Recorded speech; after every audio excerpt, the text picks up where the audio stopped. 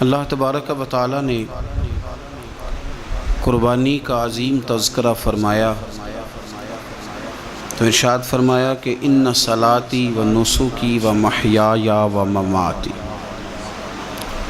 اے محبوب علیہ السلام، بے شک آپ یہ فرمائیں کہ بے شک میری نماز اور میری قربانیاں، بہت تفصیل میں ڈیٹیل میں جانے کی ضرورت نہیں، قرآن مجید نے مختصر بات کی کہ میرا جینا بھی اور میرا دنیا سے جانا بھی، نماز بھی، قربانی بھی، جینا بھی، مرنا بھی۔ اب اس اجمال نے ساری تفصیلوں کو اپنے اندر بند کر دیا ہے۔ جتنی تفاصیل قربانی کے بارے میں، راہ خدا میں دینے کے بارے میں ہو سکتی تھیں، وہ ساری اس آیت نے بند کر دی، بات ختم کر دی۔ بے شک میری نماز، میری قربانی، میرا جینا، میرا مرنا للہ رب العالمین، اس رب کے لیے ہے جو تمام جہانوں کو پالنے والا ہے۔ رضائے الہی میں کیا دینا ہے، کیا رکھنا ہے، بات کو سمیٹ کے رکھ دیا۔ فرمایا جینا بھی اللہ کے لیے ہے، مرنا بھی اللہ کے لیے۔ قربانی کا مفہوم صرف اتنا نہ سمجھیں، اس کا فلسفہ سمجھیں۔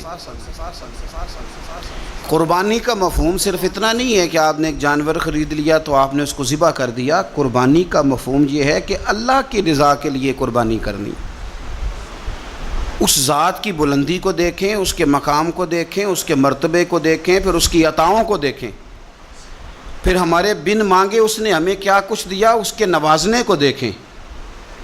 میرا جو دوست مجھے زیادہ پیارا ہوتا ہے، اس کے گھر میں میں سادے شاپر میں سوٹ نہیں لے کے جاتا، میں اس کو منگاتا ہوں، گفٹ پیک میں بند کرتا ہوں، ساتھ ایک مٹھائی کا ڈبہ رکھتا ہوں، اس کو اچھے انداز میں لے کر کے جاتا ہوں چونکہ مجھے پیارا ہے اور اب اس کی ادب آداب کا خیال کرتا ہوں۔ تو آپ اس بات کو اچھے طریقے سے سمجھ لیں کہ قربانی کا مفہوم جانور کو ذبح کر دینا نہیں، قربانی کا مفہوم تو رب کی رضا کو پانے کا نام ہے، اللہ کی رضا کو پانا ہے۔ وہ کتنا اعلیٰ ہے، تو جب اس کی بارگاہ میں تحفہ بھیجنا ہے تو پھر آپ نے جانور کو پیش نظر نہیں رکھنا، پھر تو آپ نے اس مالک کو پیش نظر رکھنا ہے کہ جس کے شایان شان ہم کچھ پیش کرنے کی صلاحیت اور قابلیت نہیں رکھتے۔ تو اللہ کی ذات کے شایان شان دیکھیں نا، قرآن مجید نے ایک سوچ ہمارے ذہنوں میں پیدا کی۔ فرمایا اگر تم چاہتے ہو نا کہ تمہیں بھلائی ملے اور تم درجہ ابرار میں داخل ہو جاؤ، ان الابرار لفی نعیم، وہ ابرار جنہیں اللہ جنت میں داخل کرے گا، تم بر تک پہنچ جاؤ، تو پھر فرمایا لن تنالوا البر حتی تنفقوا مما تحبون۔ فرمایا تم ہرگز بھلائی کو نہیں پہنچ سکتے جب تک اپنی پیاری چیز راہ خدا میں خرچ نہ کرو۔ مما تحبون یعنی وہ شے جس سے تمہیں پہلے پیار ہو جائے، جس سے پہلے تمہیں محبت ہو جائے، جو تمہاری پیاری ہو، وہ تم راہ خدا میں۔ آپ اس مفہوم کو اچھے طریقے سے ذہن میں ہم لوگ کیا کرتے ہیں، ایک جانور لینا ہے، بس ٹھیک ہے جی مناسب مل گیا تھا، ذبح کر دیا۔ آپ اس کیفیت کو تو سمجھیں کہ یہ تحفہ کسی معمولی آدمی کو نہیں دینا، یہ رب کریم کی بارگاہ میں پیش کرنا۔ آپ ناراض نہ ہوں تو ہم تو معاذ اللہ قربانی کے موقع پر بھی جوے کا انتظار کرتے ہیں۔ آخری دن دیکھوں گا جوا چڑھ گیا، دب گیا، اگر تو جانور بڑا نیچے گر گیا تو موج بن گئی، مثلاً کیا ہو جائے گا، 20,000 سستا ہو جائے گا کیا؟ تو آپ کا یہ نفع نہیں کہ اللہ کی رضا کے لیے 20,000 اور زیادہ لگ جائے اللہ کے رستے میں۔ وہ جو سٹیٹس تھا نا رب کی رضا کے لیے دینے کا، اپنی پیاری چیز مما تحبون، اور اس کے تحت ہمارے مفسرین نے لکھا اس سے مراد صرف مال دینا نہیں کہ کوئی بندہ سمجھے صرف مال دوں گا تو نیکی تک پہنچ جاؤں گا۔ وہ کہتے ہیں اگر تجھے برادری پیاری ہے تو برادری قربان کر مصطفیٰ کے نام پر، اگر تجھے عہدہ پیارا ہے تو اپنا عہدہ قربان کر نبی پاک کے نام پر، اگر تجھے علاقہ پیارا ہے تو ہجرت کر رسول اللہ کے نام پر، اور اگر تجھے اپنی ذات پیاری ہے، اگر تجھے اپنا آپ پیارا ہے تو جان پاویں نہ جان میرے محبوبہ، میں تے لگیاں توڑ نبھیساں، راہ تیرے وچ رول کے مرساں، تے قدم نہ پچھاں ہٹیساں، سجنا جان امانت تیری، تو جدو منگ سے میں پیش کرے سا، جان امانت تیری جدو منگ سے میں پیش۔ ہمارا جو معیار بنے نا اللہ کے رستے میں دینے کا، وہ بڑا کمزور ہے، اس میں لطف نہیں، اس میں حضرت عبداللہ ابن عمر، یہ سادی باتیں ہیں پر اس کے کبھی حسن کو سمجھیں۔ شکر کھانا انہیں پسند تھا، کس میں ہوتی ہے نا، کچھ لوگوں کو گوشت پسند ہوتا ہے، تو کچھ بچے ایسے ہیں کہ وہ گوشت پک جائے تو وہ گھر سے نکل جاتے ہیں اس دن۔ حضرت کو شکر بڑی پسند تھی تو شکر کی بوریاں منگاتے تھے اور وہ منگا کے اللہ کے رستے میں خیرات کرتے تھے۔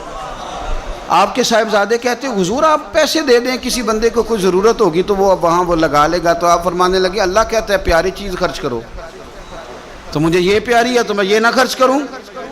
جو چیز آپ کی محبوب ہے، جو آپ کو جان سے عزیز ہے، جس سے آپ کو دلچسپی ہے، وہ جب آپ اللہ کے رستے میں دیتے ہیں تو پھر آپ یؤمنون بالغیب کی ایک بڑی خوبصورت تفسیر بن جاتے کہ آپ نے تحفہ سجا کے، سوار کے، نکھار کے، خوشبو لگا کے، اچھی پیکنگ میں آپ نے اپنے مالک کے حضور پیش کیا۔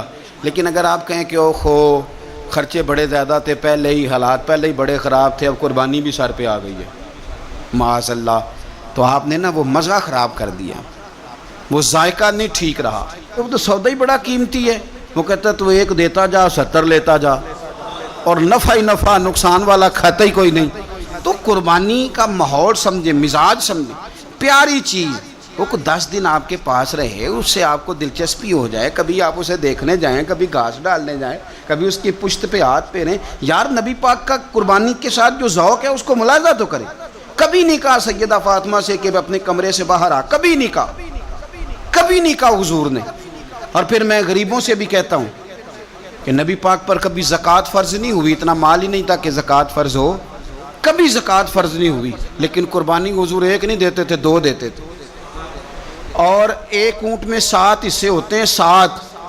لیکن جب حضور حج کرنے گئے تھے تو میرے نبی پاک نے 63 اونٹ ذبح فرمائے۔ ذرا 7 سے ضرب دے کے تو دیکھو کتنے بنتے ہیں۔ ہم سارا سال امیر ہوتے ہیں، عین قربانی کے دنوں میں غریب ہو جاتے ہیں۔ موٹر سائیکل چھوٹی عید کے بعد لی تھی، اس کے لیے پیسے تھے، لیکن قربانی کی جانور کی باری آئی تو ہاتھ تانگ ہو گیا، پتہ نہیں وہ کیسے تانگ ہو گیا، اللہ ہی بہتر جانتا ہے۔ اپنے ماحول کے اندر وہ خاص ایک خوشبو پیدا کریں جو رضا الہی کا۔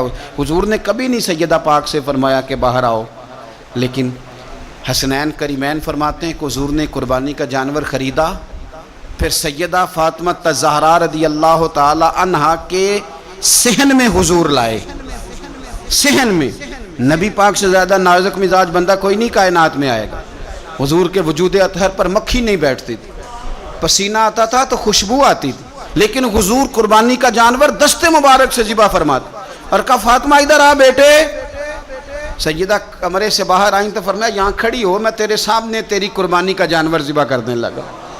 آپ ذرا اس بات کو دیکھ کر مسند امام احمد بن حنبل میں حضور نے فرمایا جانور سونا بھی ہونا چاہیے اور اس کی قیمت بھی زیادہ ہونی چاہیے، با اعتبار قیمت بھی زیادہ ہو، مہنگا خرید کے لائے ہوں آپ۔ کیوں؟ اس لیے کہ دینا اس رب کی بارگاہ میں ہے جو بڑی شانوں والا ہے۔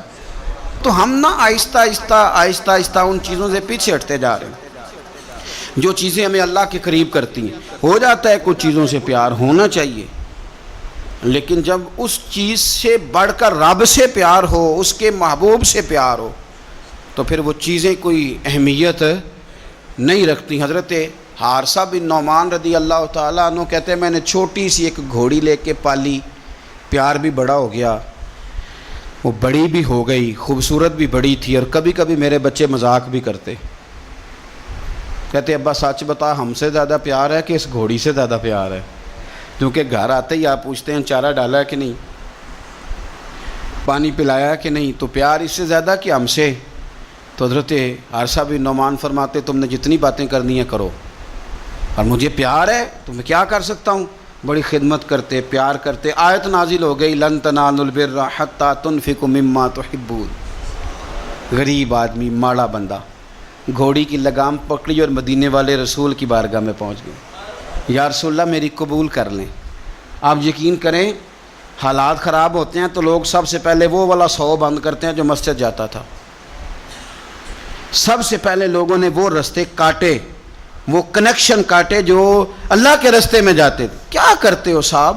یہ تو اصل ہے، باقی تو ساری فروعات ہیں، باقی تو ساری شاخیں ہیں. تو آپ نے جاڑی کاٹ دی جہاں سے آ رہا تھا. اپنی ساری ضروریات لوگ پوری کریں گے اور 1.5 لاکھ تنخواہ میں سے پورا 2000 مسجد دے کے کہیں گے دیا تو ہے 2000. لیتے وقت کبھی نہیں حساب کریں گے کہ اللہ سے لیا کتنا ہے. دیتے وقت گنیں گے، شمار کریں گے. تو بھائی حضرت سیدہ اسماء بنت ابی بکر صدیق کہتی ہے میں ایک دن گن کے نا حضور کی بارگاہ میں کچھ پیسے، تو عورتوں کی طبیعت ہوتی ہے وہ گنتی بھول بھی جاتی ہیں اور کئی دفعہ احتیاطاً بھی 3-4 دفعہ گن لیتی ہیں. کہتی میں نے 2-3 دفعہ پیسے گن کے حضور کو دیے تو سرکار مسکرائے، فرمانے لگے اسماء رب کے راستے میں گن گن کے نہ دیا کر. یہ بخاری ہے، گن گن کے نہ دے. یا رسول اللہ کیا کروں؟ فرمایا تو اس کے راستے میں بے حساب دے، وہ بھی تجھے بے حساب ہی عطا فرمائے. زاہدوں نے یہ عجب کام کیا، عجب ہے کہ تسبیح کے دانوں سے جو کام لیا. چاہیے تھا کہ بے شمار پکارتے تجھ کو. یہ بھی کوئی بات ہے کہ گن گن کے تیرا نام لیا؟ یہ بھی کوئی بات ہے گن گن کے تیرا نام لیا؟ میرے عزیز سمجھ لیں اچھے طریقے سے. حضرت حارثہ بن نعمان گھوڑی لے کے آ گئے، یا رسول اللہ قبول کر لیں. تو حضور نے فرمایا تیری قبول ہو گئی. اس بات کو ذرا پھر ایک دفعہ سمجھ لیں، تیری قبول. حضور کو پتہ ہے نا اس کا پیار بڑا ہے، حضور کو پتہ ہے اس نے پالی ہے، پر لے آئے تو فرمایا تیری قبول رکھ لی. چونکہ آپ کی جو روحانی ترقی ہے وہ بغیر اس کے ممکن نہیں. حضور نے وہ رکھ لی گھوڑی. جناب حارثہ بن نعمان خوشی خوشی گھر چلے گئے. ان کے بیٹے زید بن حارثہ آئے تو نبی پاک نے فرمایا یہ بھی اللہ کے راستے میں مجھے تحفہ ملا ہے، اب میں تجھے تحفہ دے رہا ہوں. حضرت زید بن حارثہ نے گھوڑی لی، دوبارہ گھر گئے تو والد کہنے لگے یہ کیوں لے آئے ہو؟ یہ تو میں دے آیا تھا. تو وہ بھی صحابی تھے نا، کہنے لگے آپ نے مصطفیٰ کو تحفہ دیا تھا، مصطفیٰ کریم نے مجھے دے دیا ہے. تو حضرت حارثہ بن نعمان رو پڑے، فرمایا دیکھو میرے کریم کا کرم، قبول بھی کر لیا ہے اور یہ بھی انہوں نے ثابت کر دیا ہے کہ رہے بھی تیری آنکھوں کے سامنے. تو اپنا وہ جو خاص ذوق ہے اللہ کی راہ میں کچھ دینے کا، جانور کو قربان کرنے کا، احسار کرنے کا، قربانی دینے، اس ذوق کو کبھی بجھنے نہ دیں. دیکھیں نا نبی پاک صلی اللہ علیہ وسلم نے نا حد بیان کر دی. اور میرا خیال ہے یہ حدیث سمجھنے کے بعد بھی اگر سخاوت کا ذوق پیدا نہ ہو تو پھر بندے کو نا سرجری کرانی چاہیے دل کی، پھر اس کو سرجری کی ضرورت ہے. نبی پاک صلی اللہ علیہ وسلم نے فرمایا اللہ کے راستے میں خیرات کر کے جہنم سے بچ جاؤ. اللہ کے راستے میں خیرات کر کے جہنم سے بچ جاؤ. اللہ کے راستے میں دے کے جہنم سے بچ جاؤ. اگر کچھ نہ ہو سکے تو کھجور کا ایک ٹکڑا ہی اللہ کے راستے میں خیرات کر دیا کرو. اگر یہاں بھی ذوق، یعنی کھجور بھی پوری نہیں، کھجور کا ایک ٹکڑا. ساری زندگی یہی رونا رونا ہے ہم نے کہ غریب بڑے ہیں، بڑے حالات خراب ہے، ماڑے بڑے ہیں، پوری نہیں پڑتی. اس سے آگے بھی جانا ہے کہ ادھر ہی رہنا ہے؟ دیکھو یاد رکھو، اچھے طریقے سے سمجھ لو کہ فرمایا صدقہ دے، چاہے کھجور کا ایک ٹکڑا ہی دے، ایک ٹکڑا کھجور کا. اب سمجھ لیں بات کو. ہمارا جو معیار اب خرچ کرنے کا ہے نا، وہ تو ہم نے امیر لوگوں کے ذمہ لگا دیا ہے. اور امیر بیچارہ بھی وہ کئی دفعہ الجھ جاتا ہے، وہ کہتا ہے جناب کس کس کو دیں؟ مسجد کو، مدرسے کو، گلی بنانے والوں کو، قبرستان بنانے والوں کو، غریبوں کو، بیواؤں کو. سب کو پتہ چل گیا محلے میں فلانا بندہ امیر ہے تو ہر ایک کی توجہ اسی کی جانب ہے. اور میں نے تو اپنی زندگی میں یہ بھی دیکھا ہے کہ امیر کے پاس پیسے آ جائیں تو لوگ اس طرح شکوہ کرتے ہیں کہ دیتا نہیں، جیسے اس کے نہیں اس بیچارے کے پیسے ہیں. اس کے بہن بھائی کہہ رہے ہوتے ہیں دیکھو جی خود کروڑوں کی جائیداد خرید لی، ہمیں 5000 نہیں دیا. بھئی خدا کے بندے پیسے اس کے دے چاہے نہ دے. تو جب ہم سارے مل کے سخاوت کریں گے، جب امت ساری یہ شعور پیدا کرے گی، بیدار کرے گی اپنے دل میں باتیں کہ میں نے اللہ کے راستے میں کچھ دینا ہے، تو پھر تھوڑا تھوڑا کر کے. میں اکثر کہتا ہوں کہ ایک پوری یونیورسٹی قائم کر دینا بھی بڑا کمال ہے کہ میں نے اپنے شہر کے اندر ضلع میں ایک یونیورسٹی قائم کر دی. ایک انسٹیٹیوٹ بنا دینا بھی بڑا کمال ہے، اور ایک مدرسہ قائم کر دینا قرآن و سنت کا بہت بڑا کمال ہے. لیکن ہم یہ سارا کچھ نہیں کر سکتے.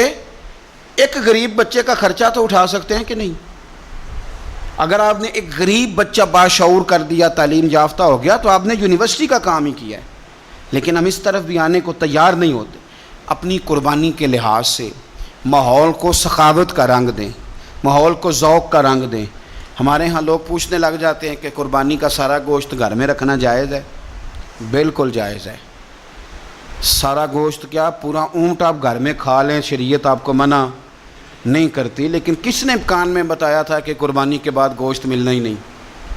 آپ یقین کریں، پوچھیں الیکٹریشین لوگ جو یہ کام کرتے ہیں، مکینک لوگ، ان سے پوچھیں، وہ کہتے ہیں سب سے زیادہ فریزر کا کام آنے لگ گیا ہے. لوگ فریجیں ٹھیک کرا رہے ہیں اس لیے کہ گوشت سٹاک کرنا ہے، پتہ نہیں اس کے بعد کوئی بکرا ہاتھ آئے کہ نہ آئے، آخری سمجھ کے کھانا ہے. ایسا نہ کرو. اگر سارا گھر میں رکھنے کا مفتی صاحب سے فتویٰ پوچھ لیتے ہو تو کیا کسی مفتی نے یہ فتویٰ نہیں دیا کہ سارا بانٹ دینا بھی جائز ہے؟ یہ بھی فتویٰ پوچھو کسی سے، قربانی ساری رکھنی بھی جائز ہے اور ساری بانٹ دینی بھی، ایک لقمہ بھی نہ کھائیں، ساری بانٹ دیں. آپ بانٹتے رہیں، رب کریم آپ کو اور دینے کا ارادہ فرماتا رہے گا. تو اپنے یہ ذوق، اللہ کے راستے میں خیرات کرنے کا شوق، وہ خاص توانائی، وہ خاص اور پیاری چیز.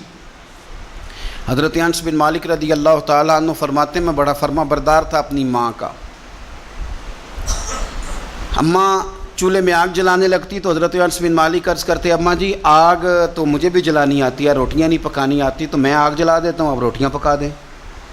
بچے سارے ہی اچھے ہوتے ہیں پر کچھ کی ادائیں بڑی نرالی ہوتی، وہ فرما بردار ہوتے ہیں، ان سے پیار ہو جاتا ہے. حضرت انس بن مالک کہتے ہیں میری اماں بڑا پیار کرتی تھی. میری عمر 10 سال ہو گئی اور مدینہ بھی سارا نور سے بھر گیا. مدینے والے رسول ہجرت کر کے تشریف لے آئے. اب یہ لاڈلے بیٹے ہیں، ماں کے لاڈلے بیٹے. اللہ اکبر. ماں نے کیا کیا؟ حضرت انس بن مالک کا بازو تھاما. مدرسے میں نہیں لے کے گئیں، یونیورسٹی میں نہیں لے کے گئیں، کالج میں نہیں لے کے گئیں، جہاں سے سارے علم جنم لیتے ہیں نا، جہاں سے ساری یونیورسٹیاں بنتی ہیں، اس محبوب کی بارگاہ میں بیٹا پیش کر دیا. دل پہ ہاتھ رکھ کے بتاؤ، میں نے کہہ دیا، آپ نے سن لیا. عشق ہو جائے ہمیں مرشد سے، عشق ہو جائے ہمیں استاد سے. لوگ بچہ پڑھنے کے لیے تو ان کے ادارے میں بھیج دیتے ہیں. کبھی آپ نے سنا ہو کہ کوئی بچہ اس لیے بھیج دے کہ یہ آپ کے گھر کے کام کاج کرے گا؟ یہ بڑا مشکل کام ہے. انسان کو اولاد کمزور کر دیتی ہے، بندہ اولاد کے حق میں بزدل ہو جاتا ہے. وہ نہیں تسلیم کرتا کہ میرا بچہ اس طرح نوکری کرے، لیکن یہ شان ہے ان کے غلاموں کی. حضرت انس بن مالک کا بازو تھام کے ماں نے کہا، اور ماں نے کہا مستقبل کی کوئی فکر نہیں، لا کے حضور کی بارگاہ میں پیش کیا. عرض کرنے لگی، یا رسول اللہ صلی اللہ علیہ وسلم، انس نہ آپ کے گھر کے کام کاج کیا کرے گا. یہ جو مزاج ہے نا خدمت کا، یہ ذوق، یہ رنگ، ہم لوگ جو ہوتے ہیں نا، ہم اور سٹیٹس میں زندگی گزارنا چاہتے ہیں، لیکن فقر کا، طریقت کا سٹیٹس اور ہوتا ہے. وہ کیا کسی شاعر نے 2 جملوں میں بات ختم کر دی، اسے کیا تیریاں ویخ کے ادامہ میں مرید ہو گئی.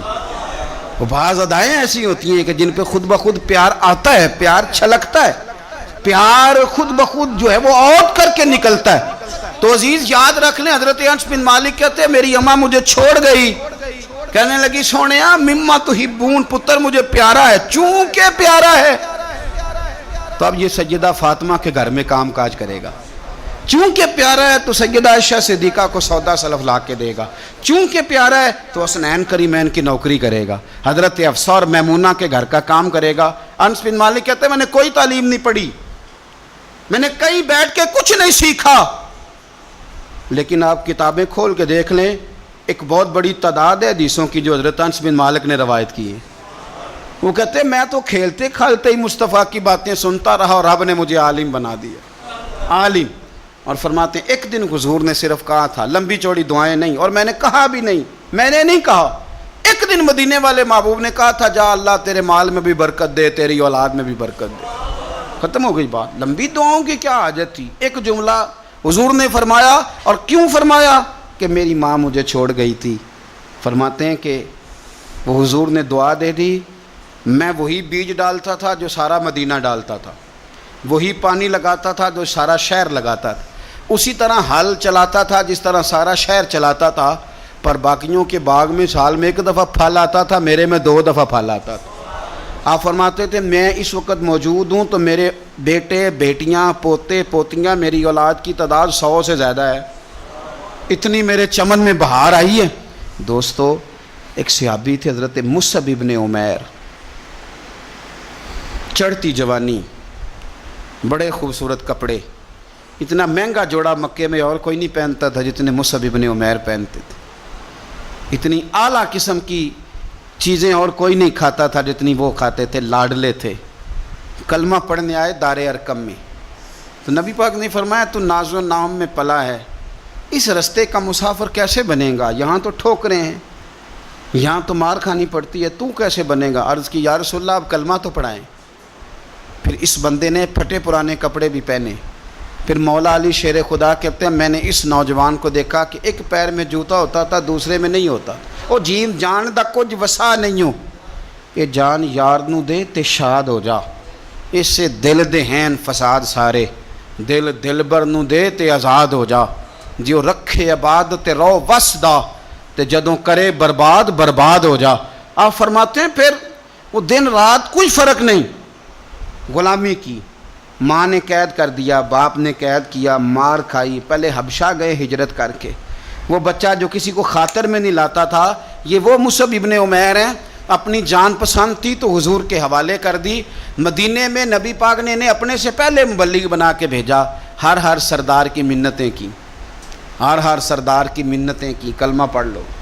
وہ چڑھتی جوانی، بڑا بادشاہ آدمی، لوگ اپنا رویہ توڑنا نہیں چاہتے۔ جو بندہ زندہ ہوتا ہے اس میں لچک ہوتی ہے، جو پورا اکڑ جائے سمجھو مردہ ہے، اور جو آدمی لچک والا ہو وہ تو بڑے کام کر لیتا ہے، اور اگر اکڑ جائے تو پیروں میں بھی شے آ جائے تو پکڑ سکتا، یہ سمجھ لینا۔ بہت سارے لوگوں کو زندگی میں کچھ نہیں ملا اس لیے کہ وہ اندر لچک ہی کوئی نہیں تھی، تکبر کے بت بنا کے پوجتے رہے ساری زندگی، تو ملے گا کیا؟ مصعب ابن عمیر کہتے ہیں ہر چیز قربان کر دی حضور کے نام پہ، احد کے میدان میں شہید ہوئے۔ اس نے ہر مہینے نیا جوڑا پہنا، اعلیٰ کھانے کھائے۔ اس بندے کو جب کفن دیا جا رہا تھا تو کپڑا پورا نہیں تھا، سر ڈھانپتے تھے تو پیر ننگے، پیر ڈھانپتے تھے تو سر ننگا، تینوں لب دیں آپ گواچے، پورے وجود کے لیے کپڑا موجود نہیں تھا۔ حضور نے فرمایا سر ڈھانپ دو اور پیروں پہ گھاس ڈال دو، بات بیت گئی۔ وہ جب انہوں نے کلمہ پڑھا تھا اس کو 20 سال ہو گئے، وہ مکے میں دار ارقم میں کلمہ پڑھا تو یہاں ان کی لاش مبارک پر کھڑے ہو کے میرے نبی پاک نے ساری تاریخ دہرائی۔ فرمایا یہ وہ نوجوان تھا جو ناز و نام میں پلا تھا، نے بڑے اعلیٰ کھانے کھائے، اعلیٰ کپڑے پہنے، کہ آج جس کا حال یہ ہے کہ اس کے بدن پر کپڑا موجود نہیں۔ فرمایا اس طرح کرو ذرا، ساری تاریخ حضور نے بیان کی، لوگوں کو بتلایا، جو نئے آنے والے تھے ان کو بتایا۔ فرمایا اب ذرا ان کو پیروں پہ گھاس ڈال کے قبر میں ڈالو، اور فرمایا ذرا ان کو بھیجو تو صحیح، انشاءاللہ میرا رب جب ان سے ملے گا تو بڑا راضی ہو کے ملے گا، اللہ راضی ہو کے ان سے ملے گا۔ تو اپنی جو پیاری چیز ہے نا یہ چھوڑ دیں، زندگی میں سارا کچھ سنبھال کے رکھنا۔ جو آپ چیزیں سنبھال کے رکھتے ہیں ان کو تو زنگ لگ جاتا ہے، جو چیزیں سنبھال کے رکھتے ہو تو باسی ہو جاتی ہیں۔ اللہ کے راستے میں دو کنویں سے پانی نکل جائے تو نیچے سے تازہ آ جاتا ہے، اور اگر کوئی پانی نکلے نہ تو جو کھڑا ہوتا ہے اس میں زنگ آ جاتا ہے، وہ باسی ہو جاتا ہے۔ اس لیے خوبصورت جانور لیں جن کو اللہ نے توفیق دی، اور اچھے طریقے سے اس کی خدمت کریں جو چند دن رہ گئے۔ پھر خوبصورت انداز میں، ہمارے کسانیوں کو بڑی جلدی ہوتی ہے، جانور میں ابھی جان موجود ہوتی ہے تو وہ کھلڑی اتارنے بھی شروع کر دیتے ہیں، اس کو سلیقے سے ذبح کریں۔ اور یہ ختم والی چیز بڑی برکت والی ہوتی ہے تو یہ تو اللہ کے نام پہ ہے، تو اس کی ایک ایک بوٹی کی حفاظت کریں اور اچھے طریقے سے اس کو پہنچائیں۔ کوئی بے قدری کا مظاہرہ، کچھ مالدار جو بڑی قربانیاں دیتے ہیں وہ قدر نہیں کرتے، ایک ایک کاش کی ایک ایک ٹکڑے کی قدر کرے، اس لیے کہ یہ رب کے نام کا جانور ہے، اور کوشش کریں۔ اصل میں نا امیروں کے یار بھی امیر ہوتے ہیں، صحیح کہہ رہا ہوں، تو پوچھتے ہیں تو نے قربانی کیا جی، تو نے کیا تو کہتے ہیں جی اس دفعہ سب نے کی ہے۔ تو تھوڑا سا نا اپنے یاروں سے نکل کے، اپنے قریبیوں سے نکل کے دیکھیں، بہت سارے ہیں جنہوں نے نہیں کی، تو وہاں گوشت تقسیم کرنا ہے جنہوں نے قربانی نہیں کی، ان کے ساتھ اپنا دل لگائیں، اس طرف توجہ کریں۔ اللہ تعالیٰ توفیق رفیق عطا فرمائے۔